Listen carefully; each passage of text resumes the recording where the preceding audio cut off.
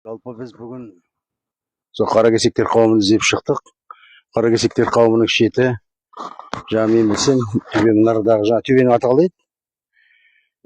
Мыңжасар болып тұрған сияқты. Өйткен себебі нардағы көп дейтін не бар. Сол шекараменен келе жатқанда біз табының шекарасына кіріп кеткенімізді білдім. Енді бұлардағы жатқандар толайын бәрі де шөмішті табын сияқты.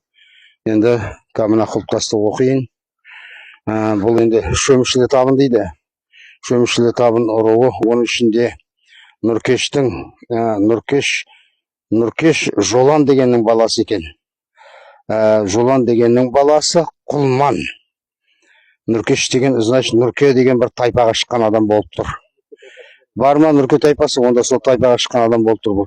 Бұл Құлман деген 77 жасында қайтыс болыпты. Бұны жаңа яздырған баласы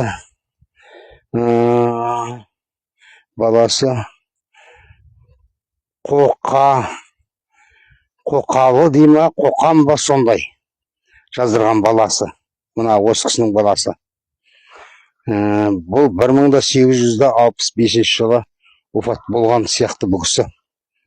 Бұлары да енді ескі әріптермен жазған. Өте жақсы сақталған. Қазір төмен қаратып кетеміз бұл құлпытасты. Төмен қаратып жазылу өшпейді сонда.